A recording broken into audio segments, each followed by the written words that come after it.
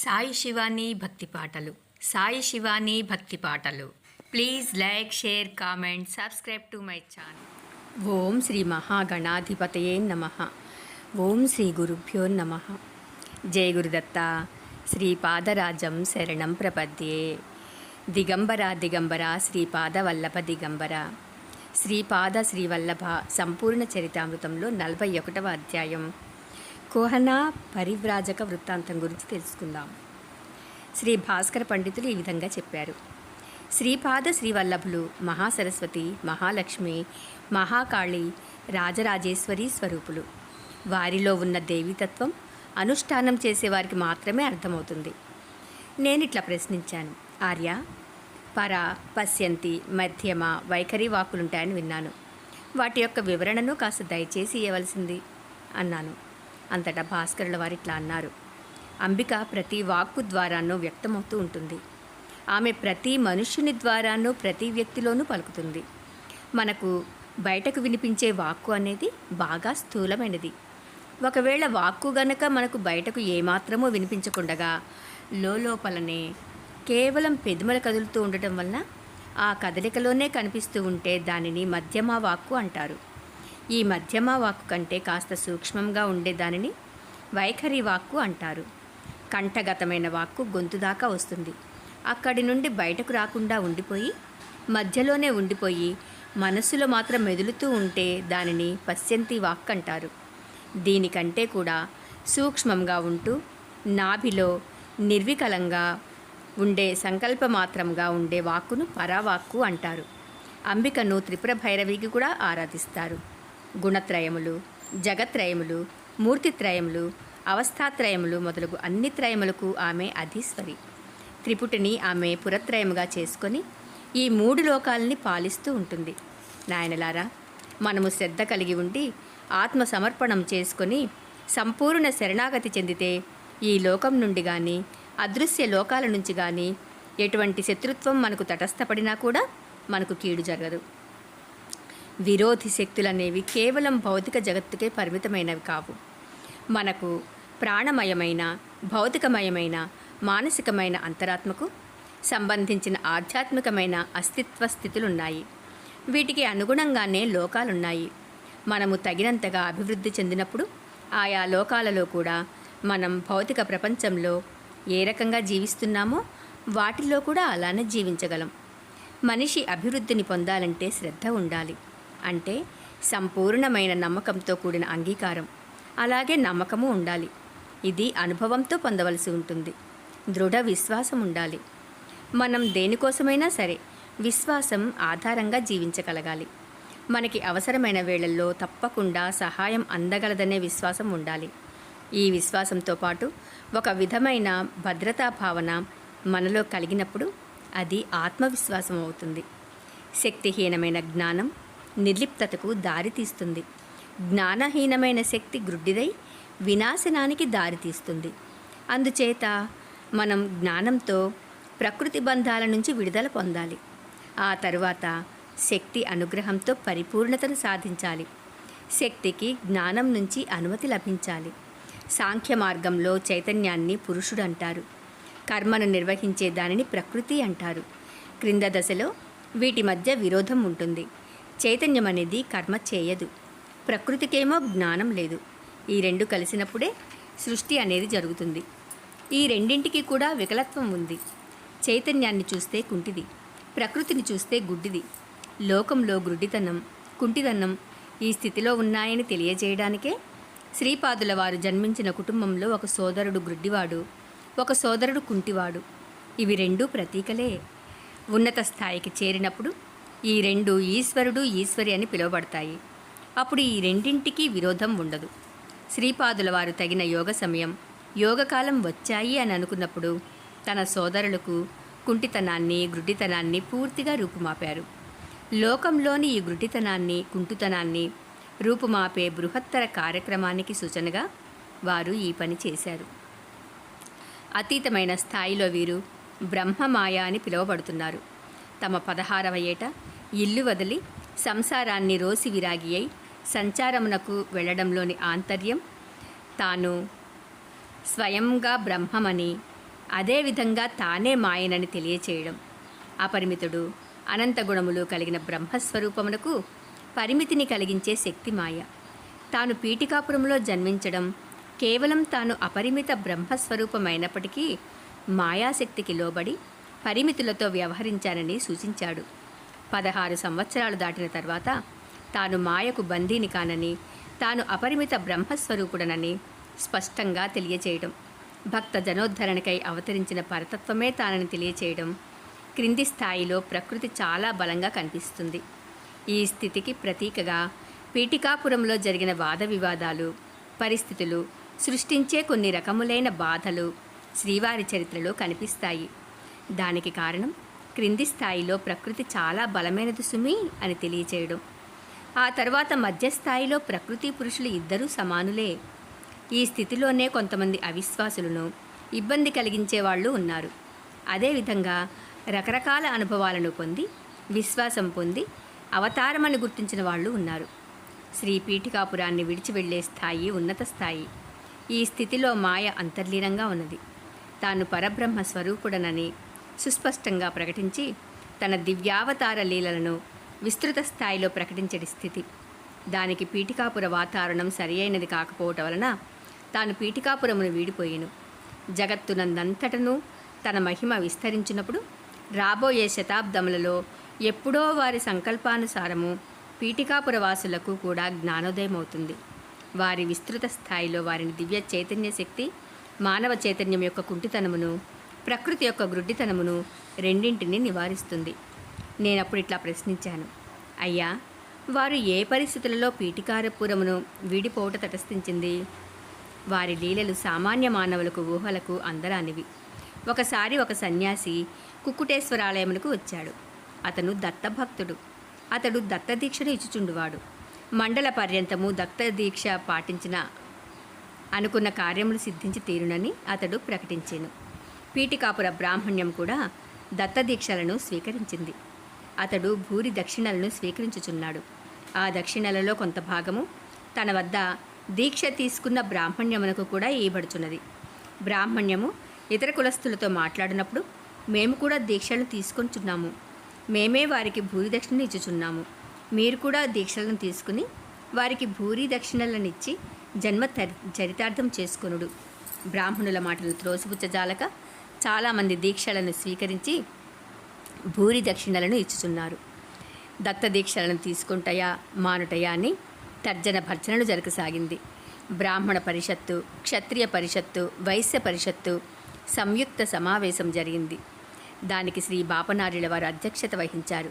శ్రీ బాపనార్యులు ఇట్లా అన్నారు, శ్రీ దత్తుడు అందరివాడు, దీక్షా స్వీకారం అందరూ చేయవచ్చును. అందువలన అష్టాదశ వర్ణముల వారును సన్యాసి నుండి దీక్ష తీసుకొనవచ్చును. దీక్షా స్వీకార అవకాశము సర్వజనులకును ఇయ్యబడవలను. అంతటా బ్రాహ్మణ పరిషత్తులోని అధిక సంఖ్యాకులు ఇట్లా అన్నారు, అయ్యా, బ్రాహ్మణ, క్షత్రియ, వైశ్యులు ఆచారవంతులై ఉంటారు. అందువలన వారు దీక్షల్ని స్వీకరింపవచ్చును. శూద్రులు అనాచారవంతులై ఉంటారు. అందువలన వారు దీక్షలను స్వీకరింపకూడదు. వారి నుండి దక్షిణలు స్వీకరించి మనము మన తపశ్శక్తితో వారిని ధరింపవచ్చును. అంతటా బాపనారులు ఇట్లా అన్నారు, అన్ని కులముల యందును ఆచారవంతులు, అనాచారవంతులు ఉంటారు. ఎవరు ఆచారవంతులో ఎవరు అనాచారవంతులో తేల్చుట కష్టసాధ్యం. అందువలన సామూహిక కళ్యాణమును, శ్రేయస్సును దృష్టి నిడుకొని మనము దత్త హోమమును కానీ లేదా తదితరములైన యజ్ఞ యాగాది కార్యక్రమములను నిర్వహించి సాంఘాతిక శ్రేయస్సును సమకూర్చవచ్చును. దక్షిణలు మాత్రమే స్వీకరించి దీక్షలను శూద్రులకు ఇయ్యకపోవటం వలన నాకు అన్యాయంగా తోచున్నది. దక్షిణలను తీసుకుని మనము మన తపశ్శక్తితో శూద్రులను ఉద్ధరించగలిగిన ఎడల తక్కిన బ్రాహ్మణ, క్షత్రియ, వైశ్యులను కూడా ఉద్ధరించవచ్చును. ఆ విధానంలో ఏ కులము వారికి ప్రత్యేక దీక్షలను ఏనవసరం లేదు. అదీనుగాక దక్షిణకి ఇవ్వవలసిన రొక్కమును భారీగా నిర్ణయించారు. అన్ని కులముల యందును బీదవారుంటారు. వారు ఇంతటి దక్షిణలను ఇయ్యజాలరు. రెక్కాడితే గాని డొక్కాడని ధనహీనులు మనకు భారీగా దక్షిణలనిచ్చి అనేక దినములు పస్తూ ఉండవలసి వస్తుంది. దక్షిణ అనునది ఐచ్ఛికం చేయవలను. యథాశక్తి సంతోషపూర్వకంగా ఇయ్యబడదానినే దక్షిణగా తీసుకొనవలను. అప్పుడు మాత్రమే దత్తుడు సంతోషిస్తాడు. అంతటా ఆ బ్రాహ్మణుడు ఇట్లా అన్నారు, మనము బ్రాహ్మణులమయ్యుండియు పరమహంస పరివ్రాజక మహాశైలు మన గ్రామమునకు వచ్చినప్పుడు ఎదురేగి పూర్ణ కుంభముతో వేద మంత్రములతో స్వాగతము నీయలేదు గదా. వారు తమంతట తాము సర్వజనహితమును కోరి దత్తమండల దీక్ష నిచ్చుచుండగా బ్రాహ్మణ పరిషత్తు తనకు ఏమీ పట్టనట్లు ఊరుకుండుట నిజంగా సిగ్గుచేటని విషయము. అంతటా బాపనారులు ఇట్లా అన్నారు: నిజముగా వచ్చినది పరమహంస పరివ్రాజులే అయినా ఎడల వారిని స్వాగతించుటకు కొన్ని పద్ధతులున్నాయి. ముందుగా వారి ప్రధాన శిష్యుల చేత కొద్ది రోజులు ముందుగా బ్రాహ్మణ పరిషత్తునకు సమాచారము అందించవలను. పరిషత్తు వారు వివరములను సంపూర్తిగా ఆలకించి ప్రధాన శిష్యులతో శాస్త్రార్థం చేయుదురు. ఆ శాస్త్రార్థం నందు ప్రధాన శిష్యుల సత్తా బయటపడుతుంది. అంతటా పరిషత్తు ఒక నిర్ణయమునకు వచ్చి యోగ్యుడైన పరివ్రాజకుల శిష్యులన్నీ నిర్ణయించెదరు. ఆ తరువాత పరమహంస పరివ్రాజకులు విజయం చేసినప్పుడు వారికి వేద మంత్రములతో పూర్ణ కుంభముతో స్వాగతమియబడును. ఆ తదుపరి వారితో శాస్త్రార్థం జరుగును. అంతటా పరివ్రాజక మహాశైల సూచన మేరకు యజ్ఞమో యాగమో దీక్షయో లేక ప్రవచనమో జరగవచ్చును.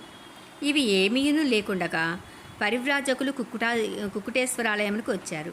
వచ్చిన వెంటనే మీతో దత్తమండల దీక్ష గురించి ప్రస్తావించారు. అంతేకాకుండా భూరి దక్షిణలు నీయవలసిందని కోరారు. ఇది మన నియమావళికి విరుద్ధముగా జరిగిన విషయం కాదా?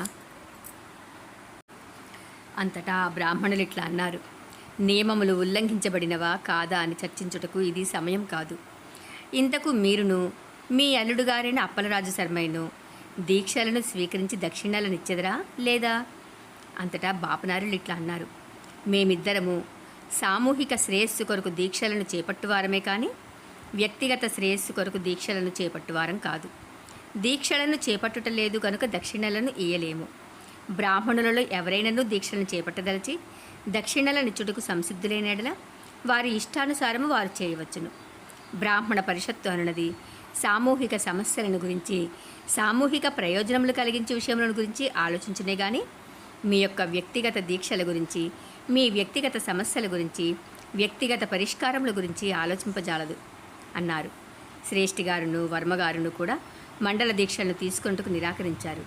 అయితే బ్రాహ్మణులకును క్షత్రియులకును వైశ్యులకును వ్యక్తిగత దీక్షలను తీసుకొనుటకు కానీ మానుటకు కానీ స్వేచ్ఛ ఇయ్యబడెను. శ్రీపాదుల వారి ఎడల భక్తి శ్రద్ధలు కలిగిన పంటకాపులు కొందరున్నారు. వారిలో వెంకయ్య అనేవాడు శ్రేష్ఠుడు. శ్రీపాదుల వారు వెంకయ్య గృహానికి వెళ్ళారు. తాను దత్తదీక్షని ఇచ్చదననియు ఎవ్వరూ దీక్షలు పొందలేకపోతున్నామని నిరాశ చెందవలసిన అవసరం లేదని ప్రకటించారు. అంతేకాకుండా యథాశక్తి దక్షిణ నీయవచ్చుననియు ప్రకటించారు. మండల దీక్ష తన విషయమున అనవసరమనియు ఏకరాత్రి దీక్ష చాలుననియు ప్రకటించారు. పూర్తిగా అహోరాత్రములు అనగా ఒకరోజు శ్రీపాదుల వారు వెంకయ్య ఇంటిలో నుండెను. శ్రీపాదుల వారు అష్టాదశ వర్ణముల వారికి దీక్షలనిచ్చెను. ఈ దీక్షలను తీసుకుని వారిలో కొందరు బ్రాహ్మణులు క్షత్రియులు వైశ్యులు కూడా ఉన్నారు. శ్రీపాదుల వారు బాహాటముగా తాను శ్రీ దత్తుడనేనని బయటకు వచ్చినది ఈ రోజుననే. ఆ రోజు దత్తప్రభువునకు అత్యంత ప్రీతి పాత్రమైన గురువారం కూడాను అయి ఉండెను. తన దీక్షనిచ్చిన వారికి అందరికీ తన మంగళమయ ఆశీర్వాదములనిచ్చి వారి చేత భజన చేయించి తానే శ్రీ దత్తుడననియు తన విస్తృత కార్యక్రమము తన కొరకు వేచియున్నదనియు తనను స్మరించినంతనే తాను ప్రసన్నుడనై తన భక్తుల కోర్కెలను తీర్చదననియు ప్రకటించారు. ఆ తదుపరి అనగా శుక్రవారం రోజు ఉషఃకాలమున నరసింహవర్మ గారింటికి వెళ్ళారు. అచ్చట శ్రీపాదుల వారికి మంగళ స్నానం చేయించబడింది. కేవలం ఒక అరటిపండును మాత్రమే వారు స్వీకరించారు. దానికి నరసింహవర్మ ఇంటనున్న గోమాతకు ఇచ్చారు. ఆ తదుపరి శ్రీ వెంకటప్పయ్య శ్రేష్ఠి ఇంటికి వచ్చారు. అచ్చట మంగళ స్నానం చేయించబడింది. వారి ఇంటి నుండి వెన్న పాలు మజ్జిగ మేగడ స్వీకరించారు. తన భక్తులు తనను పిలుచుచున్నారనియు పీఠికాపురమును విడిచిపెట్టి వెళ్ళు సమయము ఆసన్నమైనదనియు తెలిపారు. ఆ తదుపరి వారు తమ తాతగారైన బాపనార్యుల ఇంటికి వచ్చారు. అచ్చట కూడాను మంగళ స్నానం చేశారు. తాను సాక్షాత్తు దత్తుడననియు శ్రీపాద శ్రీవల్లభ రూపము కేవలము మాయాస్వరూపమనియు బాధా సర్పదష్టులు ఆది వ్యాధి పీడితులు తనను ఆవేదనతో పిలుచుచున్నారనియు తాను సుస్పష్టంగా దత్తుడనని ప్రకటించి తన దివ్య లీలల ద్వారా లోకమును ధరించడి కార్యక్రమము ప్రారంభింపవలసి ఉన్నదని తెలిపారు. ఆ తదుపరి తమ నిజగృహమునకు విచ్చేశారు. తన తల్లిదండ్రులు ఎంత చెప్పినను వినరైరి. తల్లిదండ్రులు తమ వివాహ సమయము ప్రస్తావించగా ఇట్లా అన్నారు.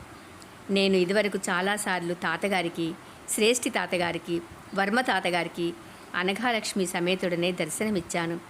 ఆ దివ్య దంపతులు కేళీ విలాసములతో శ్రేష్ఠిగారి చేలలోనూ, వర్మగారి చేలలోనూ, మామిడి తోపులలోనూ తిరుగుచుండుటను చాలామంది చూశారు. ఇదిగో నా యొక్క అనఘాలక్ష్మి సమేత అనఘా స్వరూపము, నా యొక్క దివ్య భవ్య మంగళమయ స్వరూపమును వీక్షించండి. వివాహ ప్రస్తావన వచ్చిన ఎడల నేను గృహమును వీడిపోయేదనని అవధూత రూపమును వచ్చినప్పుడే చెప్పియున్నాను. ఆ మంగళమయ స్వరూప దర్శనం ఇచ్చిన తదుపరి తన అన్నలిద్దరినీ స్పృశించెను. వారి యొక్క అంగవైకల్యము వారి అమృత దృష్టి వలన నివారింపబడింది. సుమతి మహారాణియు అప్పలరాజు శర్మయు నిశ్చేష్టులై ఉన్నారు. ఏమీ మాట్లాడుటకు నోట మాట రాకున్నది. ఇంతలో అమ్మమ్మగారైన రాజమాంబయు, తాతగారైన బాపనారుల వారును, వెంకటప్పయ్య శ్రేష్ఠియును, వారి ధర్మపత్ని వెంకట సుబ్బమాంబయు, నరసింహవర్మ గారును, వారి ధర్మపత్ని అమ్మాజమ్మ గారును వచ్చి ఉన్నారు.